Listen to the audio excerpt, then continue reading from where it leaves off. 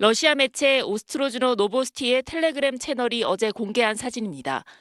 검은색 짐 가방에 배낭을 메고 흰 옷을 맞춰 입은 이들, 북한 여성 노동자들입니다. 이 매체는 북한 여성 노동자들이 용역업체를 통해 러시아 곳곳의 생산 현장으로 보내지고 있다며 투입 분야는 조립 생산 공정이나 식품 제조, 봉제업 등이라고 밝혔습니다. 40명이 한 조로 1인당 임금 수준은 시간당 480루블, 우리 돈 8,000원가량을 받는다고 전했습니다. 러시아 전자상거래 업체 물류창고에 북한 여성들이 근무하고 있는 것으로 추정되는 영상들도 현지 매체와 SNS 등을 통해 공개되고 있습니다. Это у нас трудовые иммигранты из Северной Кореи. Замещают местный контингент. 러우 전쟁 이후 러시아에 파견된 북한 노동자 규모는 약 3만 명이란 추정치가 제시되기도 했는데 산업 현장에서 외화벌이 역할은 상당수가 여성 노동자들의 몫인 걸로 분석됩니다. 병력 동원 그리고 인구 감소가 겹치면서 러시아는 심각한 인력난에 직면한 상황이고요. 최근에는 북한 여성 노동자의 민간 후방 산업으로의 투입도 확대되는 추세입니다. 전장으론 북한의 젊은 남성들이 투입됩니다.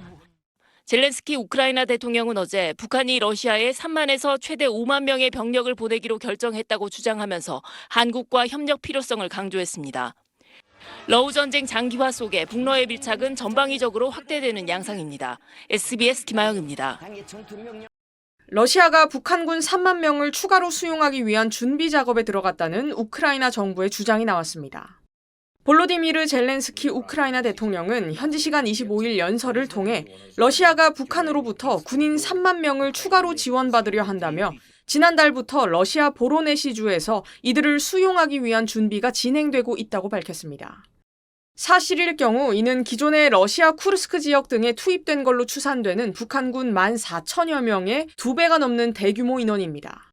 젤렌스키 대통령은 북한이 새 탄도미사일 발사대까지 넘길 준비를 하고 있다고 주장했습니다. 전문가들은 러시아가 대규모 동원령에 따른 정치적 부담 때문에 인력 손실에 대한 보충을 외부에 의존하고 있다고 판단하고 있습니다. 젤렌스키 대통령에 따르면 러시아군은 올해 들어 22만 1,000명을 충원했지만 같은 기간 13만 1,000명이 전사하고 약 9만 3천 명이 다쳐 인적 손실도 약 22만 5,500명에 달했습니다.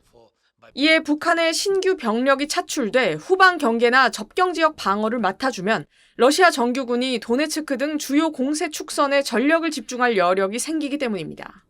우크라이나 측이 주장한 북한의 추가 파병 병력은 군단급 규모에 달하지만 실제 전선에선 러시아군 지휘 아래 각 여단이나 연대 단위로 분산 배치될 걸로 예상됩니다. 후방 군사시설과 병참로 경계부터 포병, 공병, 드론 정찰 등 전투 지원 임무까지 다양하게 동원될 가능성이 큽니다. 우크라이나 측은 북한 병력 추가 배치가 전세를 단번에 뒤집기보단 우크라이나의 예비 전력을 여러 축선에 묶어두고 소모전을 계속 이어가려는 러시아의 전쟁 연장 전략이라고 분석하고 있습니다. SBS 이현영입니다. 모스크바 붉은 광장에 북한군 깃발을 든 군인들이 등장했습니다. 러시아가 개최한 2차 세계대전 승리기념 전승절 열병식에 북한의 육해공군 혼성 종대가 참가한 겁니다. 러시아는 우크라이나 전쟁에서 쿠르스크 지역을 탈환한 게 북한군 공로라고 치켜세웠습니다. Бойцы Корейской народной армии плечом к плечу с российскими военнослужащими внесли весомый вклад в освобождение Курской области. 북한은 지난해 전승절 행사 때만 해도 군 대표단을 파견해 참관케 하는 수준이었는데 이번엔 러시아 군대와 어깨를 나란히 했습니다. 북한군이 열병식 행진에 참가한 건 전례가 없는 일입니다. 특히 올해 행사는 우크라이나의 드론 공습 우려로 예년보다 축소된 규모로 진행됐지만 북한은 오히려 존재감을 키워 눈길을 끌었습니다. 지난달 러시아의 쿠르스크 탈환 1주년에 맞춰 평양에서 파병 기념관이 문을 여는 등 북러는 혈맹 관계를 과시하고 있습니다.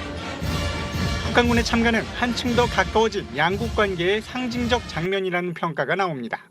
사실상 군사동맹 관계의 폭로 뉴노멀 시대라고 볼 수가 있고요. 전쟁이 끝난다 하더라도 이 우크라이나와의 군사적 긴장 관계는 지속될 거다. 북한과의 군사협력의 끈을 놓을 수가 없다. 북한은 노동신문 1면과 2면에 관련 기사를 배치했고 열병식이 끝난 이후 푸틴 러시아 대통령이 인민군 지휘관을 만나 사의를 표명했다고 선전했습니다. 이런 가운데 평양에선 북한 주재 러시아 대사관 관계자들이 소련군 추모 시설인 해방탑을 찾아 전통적 우호 관계를 부각하기도 했습니다. SBS 강청원입니다.